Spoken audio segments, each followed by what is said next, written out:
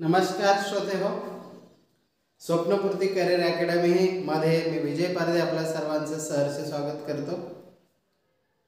आपल्या सर्वांना याची जाणीव आहे की जगामधील सर्वात प्रभावी कला कोणती असेल तर ती आहे वक्तृत्वाची कला, संभाषणाची कला।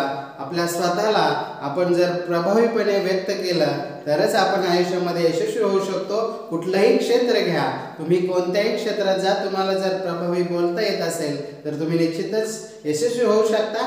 आपल्या प्रत्येकाला असं वाटत असतं की मला स्टेजवरती जाऊन छान बोलता आलं पाहिजे, माझे विचार लोकांनी ऐकले पाहिजेत, माझं बोललेलं लोकांनी ऐकून टाळ्या वाजवल्या पाहिजेत। परंतु ज्यावेळेला आपण प्रत्यक्ष स्टेजवरती जातो त्यावेळेला स्टेजवरती गेल्याच्या नंतर आपले हातपाय थरथर कापायला होते। स्टेजवरती जायच्या अगोदर आपल्या मनामध्ये धडधड सुरू होते, आपण काय बोलावं, कसं बोलावं या विचारानं आपण अगदी घाबरून जातो। मनामध्ये भीतीचं वातावरण निर्माण होतं आणि प्रत्यक्ष स्टेजवरती गेल्याच्या नंतर माईक हातात घेतल्यानंतर तर अजूनच घाम यायला लागतो।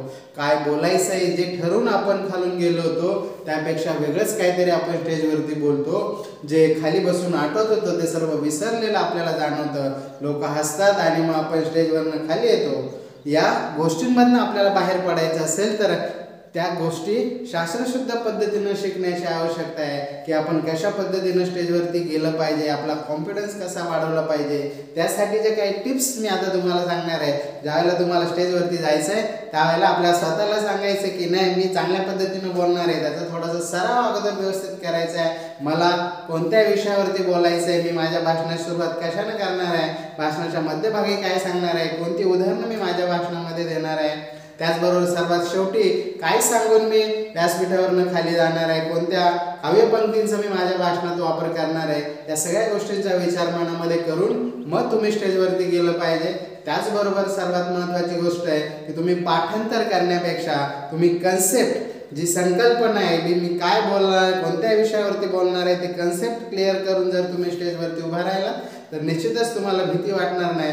जेव्हा तुम्ही बोलत असाल तेव्हा तुमचं नजर जे आहे, श्रोत्यांच्या नजरेला नजर भिडून तुम्ही बोला, बिंदासपणे बोला। तुमची जी काही हालचाल आहे ती सकारात्मक असू द्या, पॉझिटिव्ह असू द्या, म्हणजे तुम्हाला भीती वाटणार नाही।